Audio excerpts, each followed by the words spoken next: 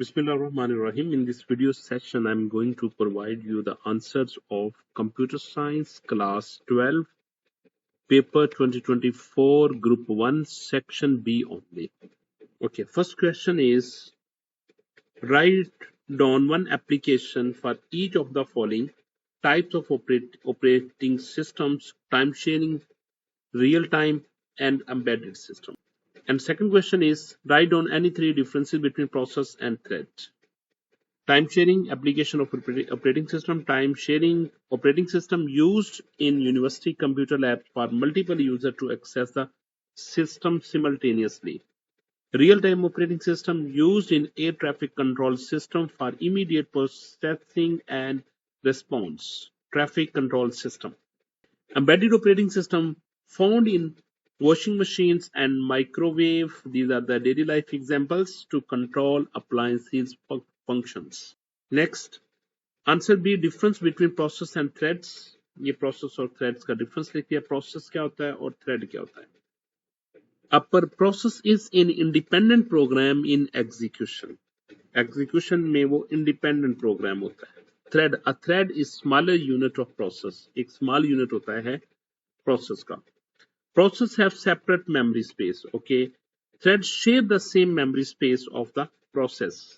Process are heavier and take more time to create. Threads are lighter and take less time to create. ये मैंने तीन difference बता दिए.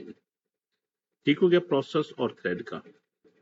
How is protection system important in operating system? And second option is, write down any three responsibility of system analyst. Importance of protection system in operating system. The protection system in any operating system is essential for ensuring controlled access to the system. It prevents unauthorized user to process from accessing memories को, files को और devices को. Thus maintaining system integrity, security और data confidentiality. It helps to isolate user and process to avoid accidental or malicious interference.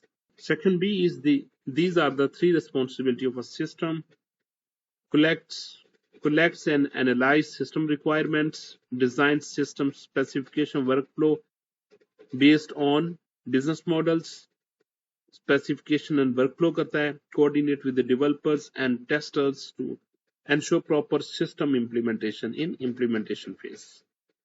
तो ये तीन points है responsibility of a system analyst के. आप मेमोराइज कर लें, आप देख लें पॉइंट्स इसको. Briefly describe any three types of deployment phases, or briefly describe the 5 states of process with diagrams. Phase deployment. Deployment में क्या होता है? The system is implemented in stages. आपका सिस्टम वो स्टेज बाय स्टेज इंप्लीमेंट किया जाता है. पहले एक डिपार्टमेंट में किया जाएगा, फिर दूसरे डिपार्टमेंट में, फिर तीसरे में, फिर चौथे में, ऐसे. पैरेलल डिप्लॉयमेंट में क्या होता है कि आपका ओल्ड सिस्टम भी वहीं पे काम कर रहा होता है और आपका न्यू सिस्टम भी वहां पे आप पैरेलल दोनों रन कर रहे होते हैं. ठीक है. और डायरेक्ट डिप्लॉयमेंट में क्या होता है कि आपके ओल्ड सिस्टम को खत्म करके नए सिस्टम को डायरेक्टली लॉन्च किया जाता है. तो ये डायरेक्ट डिप्लॉयमेंट होती है. Next, briefly describe the 5 stages of process with a diagram. 5 stages of a process. These are 5 stages of process होते हैं. New stage होती है. New state, the process is being created and initialized. Ready state में जाता है, फिर ready state में होता है, फिर running state में, फिर waiting state में, फिर terminated state में होता है. ठीक है. ये 5 states होती है इसकी प्रोसेस की. किसी भी प्रोसेस की ये 5 स्टेट होती है. ये सिस्टम आपका न्यू स्टेट से रेडी स्टेट में जाता है और फिर रेडी स्टेट से रनिंग स्टेट में जाता है. फिर रनिंग स्टेट में किसी इंटरप्ट होती है और फिर वो कहां पे जाता है? रेडी स्टेट में जाता है. कब आता है? जब वो इंटरप्ट होती है. ठीक है. और रनिंग से अगर वो कंप्लीट हो जाता है तो सिस्टम पे टर्मिनेट हो जाता है, एग्जिट हो जाता है. ये एग्जिट स्टेट से, रनिंग से फिर एग्जिट स्टेट में चला जाता है. ठीक है.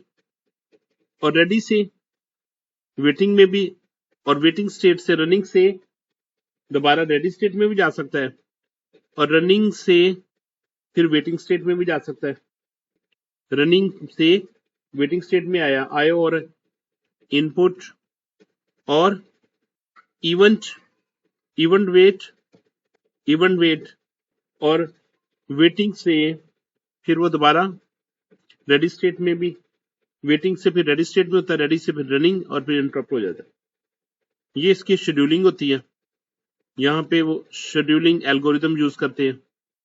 ठीक है, न्यू स्टेट से रेडी में आते ये एडमिटेड, न्यू स्टेट से रेडी स्टेट में, रेडी स्टेट से फिर शेड्यूलिंग एल्गोरिथम से रनिंग हो जाता है, या फिर इंटरप्ट होकर फिर वो रेडी में हो जाता है, या इंटरप्ट होकर फिर वेटिंग में चला जाता है और वेटिंग में फिर वहां पे आ जाता है।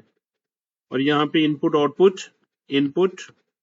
आउटपुट और इवेंट कंप्लीशन पे आ जाता है, इवेंट कंप्लीशन पे आ जाता है। ठीक हो गया, ये इसकी डायग्राम है। ठीक हो गई, आपको ये 5 स्टेट्स का पता चल गया होगा। New state the process is being create and initialise होता है। रेडी स्टेट में the process is waiting to be assigned to the processor होता है रेडी स्टेट में। ठीक है, शेड्यूलिंग एल्गोरिथम जब मिलेगा तो रनिंग में चला जाता है, फिर running instruction are being executed in CPU, waiting में the process waiting for in event like IO completion.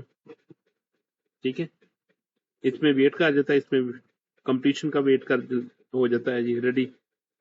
फिर इसके बाद termination the process has finished execution, last में जब प्रोसेस कंप्लीट हो जाता है तो फिर वो एग्जिट स्टेट से एग्जिट हो जाता है और टर्मिनेट स्टेट में चला जाता है। ठीक हो गया, नेक्स्ट मूव करते हैं। Write down any 3 differences between if, as if and switch statement के 3 डिफरेंसेस आपने बताने हैं। और सेकंड ऑप्शन है what is understood by functional and non functional requirements in requirements gathering phase of SDLC. जी, कहता है you if else if statement used for checking multiple condition involving expressions में। स्विच में क्या होता है, use for selecting one option from multiple constant values, multiple constant value में से सिर्फ एक एक्सप्रेशन को वो, वन ऑप्शन को वो एग्जीक्यूट करता है। Can handle relational and logical condition, relational less than greater than वाली कंडीशन को भी ये हैंडल कर सकता है इफ एल्स इफ। जबकि ये क्या करता है, can only test for equality using constant, क्योंकि ये स्विच होता है, एग्जैक्ट वैल्यू को मैच करेगा।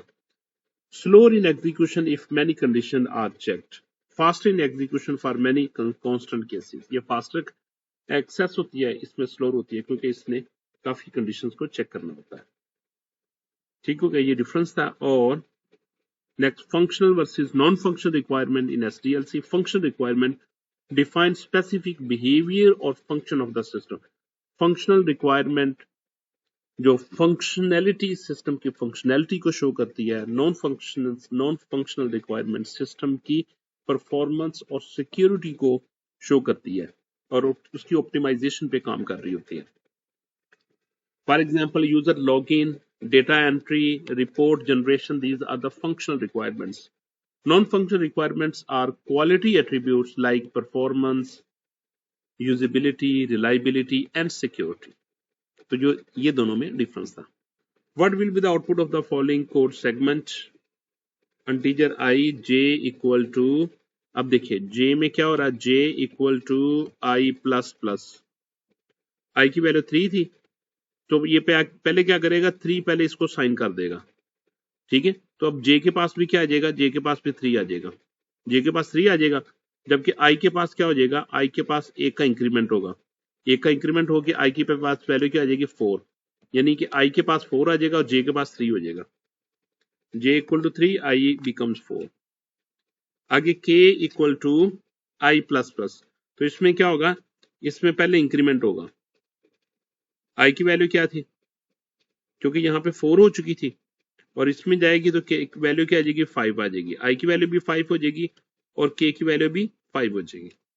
तो इस तरह आउटपुट क्या शो करेगा, सी आउट करे आई की वैल्यू 5 है, जे की वैल्यू 3 है और के की वैल्यू भी 5 है, तो ये इसके आउटपुट शो कर देगा।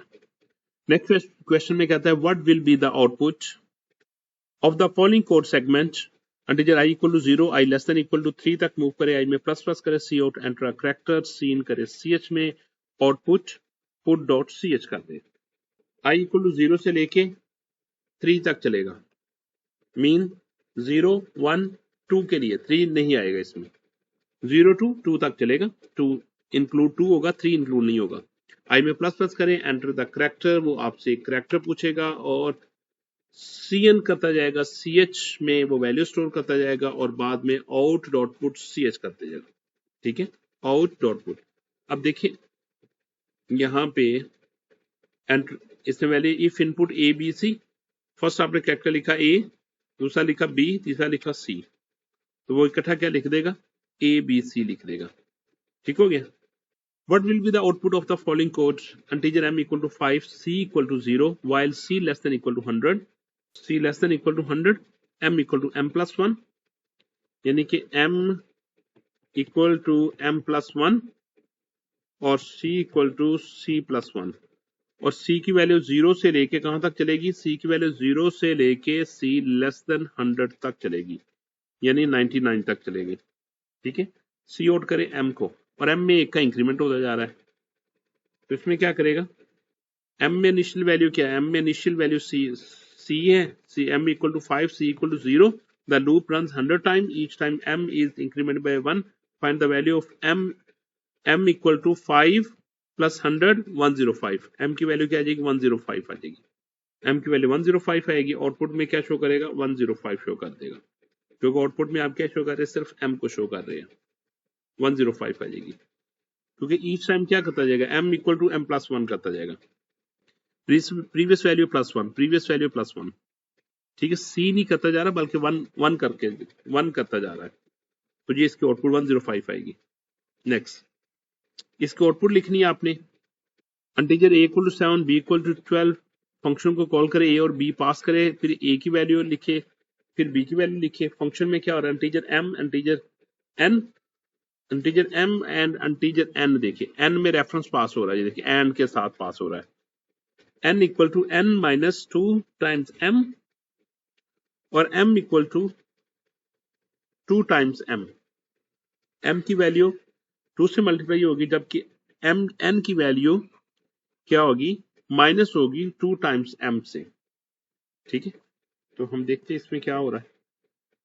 Output of the code segment, इसकी आउटपुट क्या आएगी, integer a equal to 7, b equal 12, यहाँ पे 7, ये 12, फंक्शन कॉल हुआ, 7 इसके पास आएगा m के पास, 12 n के पास जाएगा, और ये क्या कर रहा है, इसका एड्रेस को कीप कर रहा है, एज ए रेफरेंस को दे रहा है।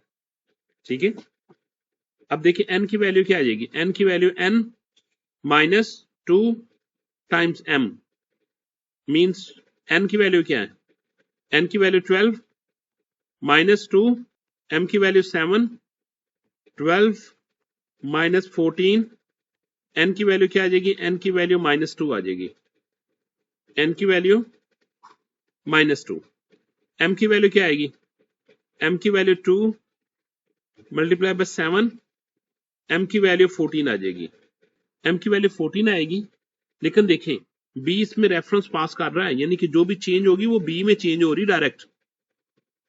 ठीक है, अब c आउट, जब c आउट करेगा a की वैल्यू क्या है, a की वैल्यू 7 है, क्योंकि a में तो चेंज नहीं हुई। ठीक है, चेंज वो, अब देखिए जब वो b की वैल्यू शो करेगा, b की वैल्यू वो 12 शो नहीं करेगा। ठीक है, b की वैल्यू 12 शो नहीं करेगा, बल्कि b की वैल्यू क्या शो करेगा, b की वैल्यू शो करेगा माइनस 2, क्योंकि b की वैल्यू क्या थी, n ने उसमें चेंज किया, जैसे कि ये देखिए, ये कुछ इस तरह का था, a के पास क्या पड़ा हुआ था, a के पास पड़ा हुआ था 7, b के पास क्या पड़ा हुआ था, b के पास आपने दिया 12, जब m ने रिसीव किया तो m ने इसकी वैल्यू रिसीव कर ली, 7 इसके पास आ गया, तो 7 के बाद m में क्या हो गया, m में ओवरराइड करके 14 आ गया, जबकि n के पास जब वो मूव किया था, ठीक है, n के पास, तो n ने क्या किया था, n ने इसी में चेंज की थी, इसी वैल्यू के अंदर, इसी को रेफर किया था b को, तो न्यू वैल्यू क्या पड़ी हुई थी, न्यू वैल्यू इसमें पड़ी हुई है माइनस 2, तो जब मैं डिस्प्ले करूंगा a की वैल्यू, तो a में देखिए आपके पास 7 पड़ा हुआ इधर, n की वैल्यू अब इसकी सॉरी b की वैल्यू माइनस 2 पड़ी हुई है। ठीक है, 7 और माइनस 2 इसका आंसर होगा। ठीक हो गया। integer array 3 4 12 0 5 10 7 8 9 19 30 33 1 2 22. Write down the statement that replace 19 को 50 के साथ रिप्लेस कर दिया जाए। 19 को 50 के साथ रिप्लेस कर दिया जाए। ठीक है, तो हम देखते हैं इसमें कैसे रिप्लेस करते हैं। अब देखिए इसमें 3 रो थी और 4 कॉलम थे ना। मैं बनाता हूं यहाँ first row, second row, third row. How many column? 1 2 3 4। पहली वैल्यू क्या आ जाएगी? पहली वैल्यू आएगी 12 0 5 10। दूसरी वैल्यू आएगी 7 8 19 30। तीसरी वैल्यू क्या आएगी? 33 1 2 22। अब आपने 19 को चेंज करना है। 19 को चेंज करना है। ये इंडेक्स 0 था, ये 1 था, ये 2 था। ये इंडेक्स 0 था कॉलम में, ये 1 था, ये 2 था, ये 3 था। यानी कि रो नंबर कौन सी है? Row number 1। इसमें रो नंबर 1 है और कॉलम नंबर 2 है। वहां पे क्या रख दे? 50। तो ये आपने लिख लिया equal to 50। Number 2, write a program that input a string and display the number of characters in it. आपने डिस्प्ले नंबर ऑफ कैरेक्टर्स देखने हैं जी। इसमें मूव करते हैं हम। मेन लिखा, स्ट्रिंग str लिखा। आप बास कंपाइलर इसको ऐसे सपोर्ट करते हैं, कैरेक्टर str ऑफ 50। ठीक है, एंटर स्ट्रिंग। गेट लाइन आपने क्या कर दिया? can comma str। सीओड नंबर ऑफ कैरेक्टर्स। बाद में क्या किया आपने? स्ट्रिंग डॉट लेंथ, आपने उसकी लेंथ कैलकुलेट कर दी, str डॉट लेंथ लिख दी। ठीक है, वो नंबर ऑफ कैरेक्टर्स जितने भी कैरेक्टर होंगे वो सारे के सारे इधर वो शो कर देगा। नेक्स्ट मूव करते हैं। Fill in the following table with yes no, access public private, access of members in same class. चलिए हम देखते हैं। Access of members in same class, public में एक्सेस होती है, प्राइवेट में भी एक्सेस होती है। मेंबर्स इन सेम क्लास, अगर आप इस एक ही क्लास में एक्सेस करना चाहते हैं तो आप पब्लिक भी एक्सेस कर सकते हो, प्राइवेट भी एक्सेस कर सकते हो। Access of members in derived class कहता है जो चीज आप पब्लिक में डिक्लेयर करेंगे तो वो ड्राइव्ड क्लास में आप एक्सेस कर सकते हो, लेकिन ड्राइव्ड क्लास में पहली क्लास की जो पेरेंट क्लास है उसके प्राइवेट पार्ट को आप एक्सेस नहीं कर सकते। Access of member outside the class, outside the class में क्या कर सकते हैं? सिर्फ पब्लिक पार्ट को एक्सेस कर सकते हैं और प्राइवेट पार्ट को एक्सेस नहीं कर सकते। Private part means private members, private data, private members can be accessed in a only within a class only. Next move करते हैं। B, consider the following array declaration integer array of 8. How many elements are there in array? अगर आपने 8 elements की declare की है, integer 8 कि आपने declare की है तो 8 elements होंगे। हाईएस्ट इंडेक्स क्या होगा? 0 to 7 तक इंडेक्स टोटल होंगे तो हाईएस्ट इंडेक्स मेरे पास 7 आएगा। लोएस्ट इंडेक्स मेरे पास 0 आएगा। ये बहुत आसान क्वेश्चन है, माय गॉड, ये आपने इस तरह का क्वेश्चन छोड़ के नहीं आना। Next, what are strings? Explain how to declare a string. आप स्ट्रिंग को कैसे डिक्लेयर करते हैं? और differentiate between local and static variable. A string is a sequence of characters used to store and manipulate text in a program. It is terminated by a null characters. Declaration in C++ character, string का नाम लिखते हैं और उसकी length लिख देते हैं।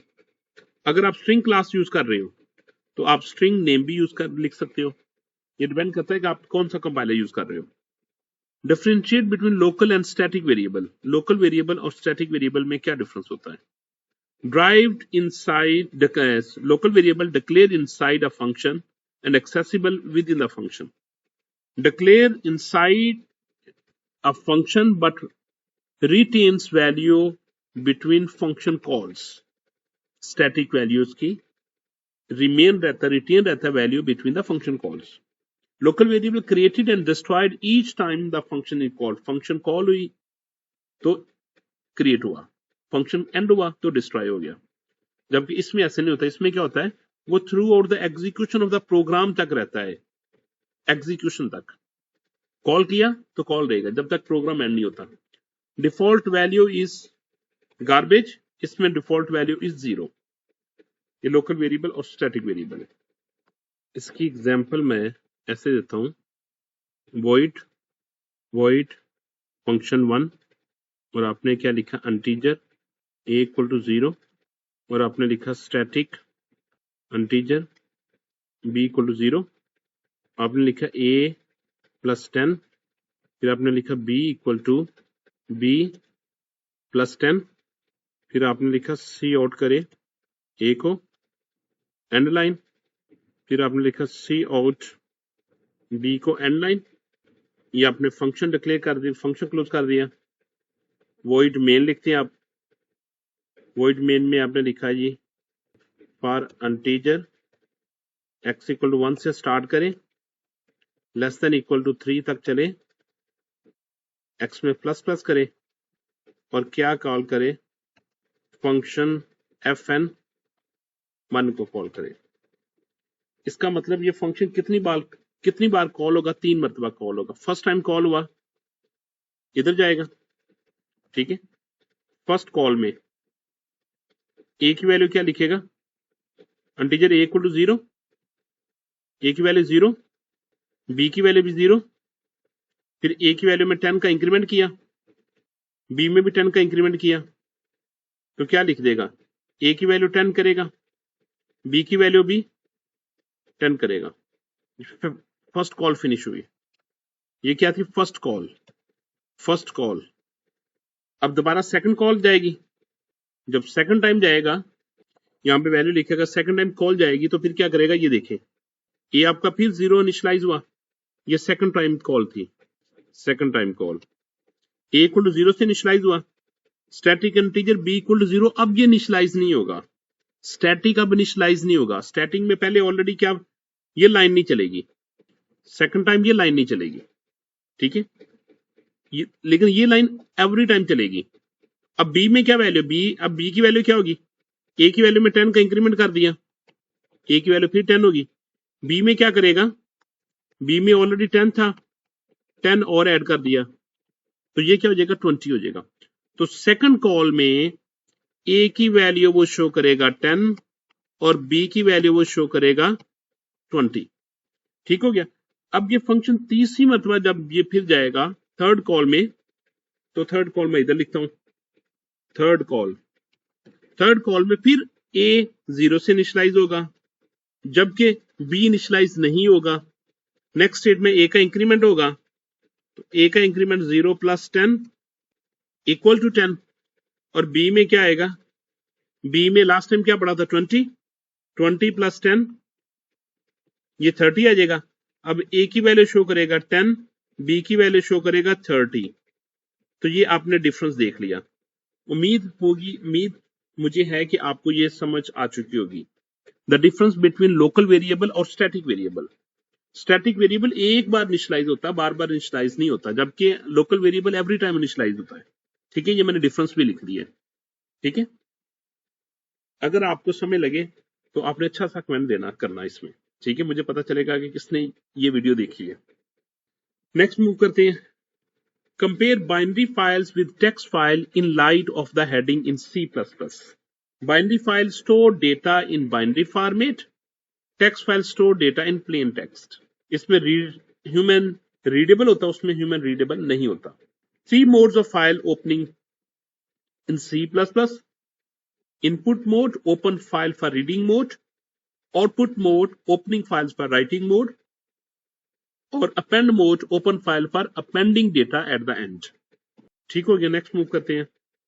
What is the use of reference operator and in operator? How is an array different from a simple variable? Explain within example।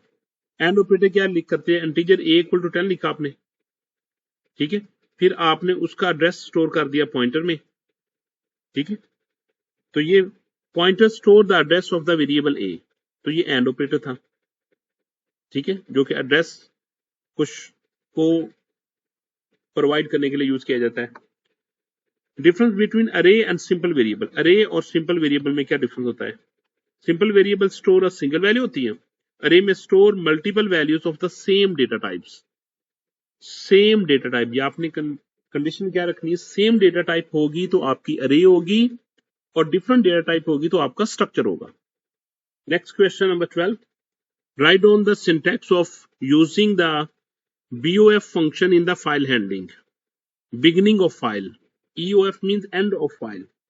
तो आपने क्या सिंटैक्स लिखना है? If stream file data dot TXT, इस फाइल को वो ओपन करने की ट्राई करेगा, ठीक है, और इसके बाद क्या करेगा? वाइल और मूव करता रहे जब तक file not reach to end of file, read from file, यहां पे आपने रीड करना, तो ये आपने इसका सिंटैक्स लिख दिया। Data hiding and class using an example, concept of data hiding.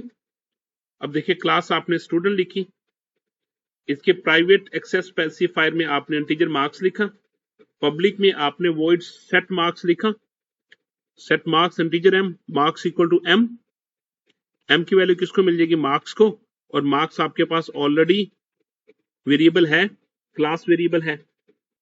और इंटीजर गेट मार्क्स में क्या करेगा? रिटर्न मार्क्स कर देगा, ठीक है।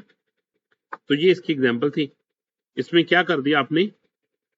जो इस पार्ट को, जो इंटीजर मार्क्स चला था ना, ये एज अ क्लास मेंबर था, क्लास डेटा था, तो इसको आपने हाइड कर लिया, ठीक है। तो इसमें क्वेश्चन में क्या था? डेटा हाइडिंग, ये आपका ये काम कर, data hiding in a class using an example, ये आपने डेटा हाइड कर लिया आपने, ठीक है। क्योंकि मार्क्स को आप एक्सेस कर सकते हैं within the class, access कर सकते हैं पब्लिक में, आउटसाइड द क्लास आप डायरेक्ट मार्क्स को कभी भी नहीं एक्सेस कर सकते। अगर करने पड़ेंगे तो आप सेट मार्क्स के थ्रू और गेट मार्क्स के थ्रू वहां ये एक्सेस कर सकते हैं, ठीक है। Right on any two advantages and one disadvantages of function overloading के एडवांटेजेस और डिसएडवांटेजेस क्या होती है? Advantages allow the same function name to be used with the different parameter types, increase code readability and organizations, ठीक है। और disadvantage क्या होता है? May lead to confusion or unexpected behavior if not used carefully, ये इसका disadvantage होता है। Briefly explain the following terms related to array, size of the array, name of the array, index। size of the array, अगर मैं लिखता हूं integer a equal to 7, तो इस केस में साइज ऑफ द अरे इज 7, नेम ऑफ द अरे is a and index of the अरे इज फ्रॉम 0 to 6। तो आपने ये इस चीज को एक्सप्लेन करना है, बहुत आसान क्वेश्चन है। नेक्स्ट मूव करते हैं 14 question, a role of project manager in SDLC, क्या रोल होते हैं? प्लान्स करना, coordinates and oversee the software development process को, ये सारे डेवलपमेंट प्रोसेस को ओवरव्यू करना, ensure timely completion within the budget and scope। और दूसरा क्या होता है? टाइमली कंप्लीशन होना चाहिए, within a budget and scope को कवर अप होना चाहिए। और manage communication between teams and stakeholders, ये रोल होती है प्रोजेक्ट मैनेजर के in SDLC। Use of break statement in C++, what is the use of break statement in C++? इसको break करने के लिए यूज किए थे। For example, if integer equal to 0, इससे मूव करना था 0 से लेके 10 तक, लेकिन जब वो 5 तक पहुंचेगा तो वो ब्रेक कर देगा, यानी वो आउटपुट क्या शो करेगा? CNI, यानी कि पहले वो 0 शो कर देगा, फिर 1 करेगा, फिर 2 करेगा, फिर 3 करेगा, फिर 4 करेगा, 5 पे वो इसी यहां पे ही ब्रेक कर देगा, यहां पे ब्रेक कर देगा, तो सी आउट आई नहीं करेगा, लूप से बाहर आ जाएगा। तो इसकी आउटपुट आएगी 0 1 2 3 4, क्योंकि ये स्पेस दिया हुआ, तो ये ऐसे नहीं आएगी, जैसी आएगी 0 1 2 3 4। ये तो जस्ट मैं आपके कॉन्सेप्ट समझाने के लिए मैं लिखा, ठीक हो गया? ओके जी, next question, output 0 1 2 3 4। Thank you so much dear students, and if you have any doubts you can write me in comment. Jazakallah khair.